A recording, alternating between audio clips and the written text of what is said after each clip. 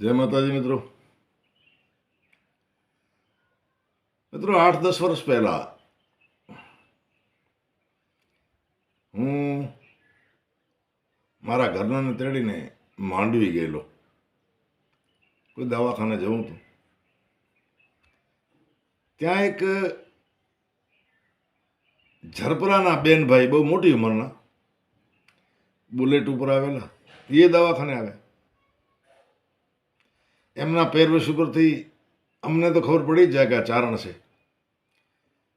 પણ અમારા પહેરવેશ ઉપરથી એમને ખબર ન પડે કે આ ચારણ છે કે બીજા કોઈ વર્ણનું. એકબીજાને પૂછા થઈ, ઓળખાણ નીકળી જ્ઞાતિભાઈ તરીકે. મને હોટલ ઉપર ચા પીવા તેડી ગયા. પછી વાતોમાંથી વાતો નીકળી. પરમ પૂજ્ય સોનલમાની ચર્ચા નીકળી. એમની કૃપા, એમણે સમાજમાંથી દૂર કરેલા કુરિવાજો, કન્યા શિક્ષણનો વધારો, કન્યા વિક્રય નહીં, નશાથી દૂર રહેવું, આવી બધી ચર્ચાઓ કરતાં કરતાં એ ચારણે મને વાત કરી. એ તુંબેલ ચારણ, ઉંમરલાયક ઝરપરાના. એમણે વાત કરી મને કે કવિરાજ, આઈમાં પ્રથમ વખત જ્યારે કચ્છ પધાર્યા અને અમારા ઝરપરા ગામની જ્યારે મુલાકાત લીધી, એ વખતે અમારો સૂકો પ્રદેશ, એટલે મા માટે બાંધેલો શામિયાણો, મંડપ, આ દ્વાર, આ બધું સારું લાગે એના માટે બારેથી કોઈ કેળાના ઝાડ છે, કેળાના પાન છે, આંબાના પાન છે, કોઈ તોરણ બનાવવા, આ બધી શોભા કરવા માટે લઈ આવ્યા.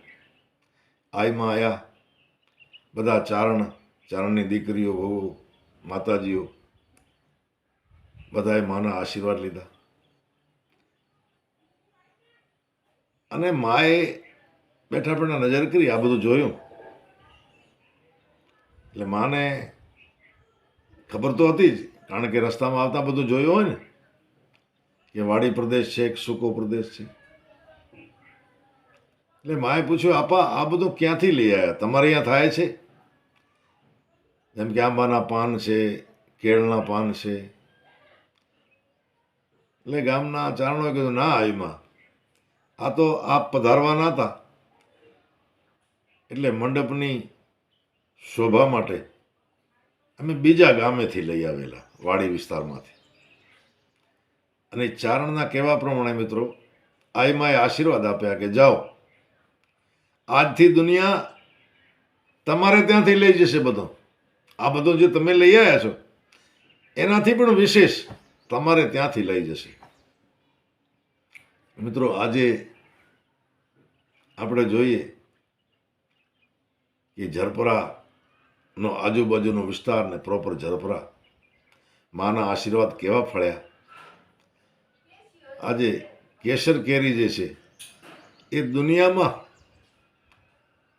આખી દુનિયા કચ્છ કેસર કેરીની માંગ કરે છે. મિત્રો, પહેલાં ગીરમાં થતી, આજે ગીરના કેરીને પણ ટક્કર મારે એવી કચ્છની કેસર કેરી, દાડમ, જામફળ, આંબા, હરેક વસ્તુ આ ઝરપરામાં નીપજે છે.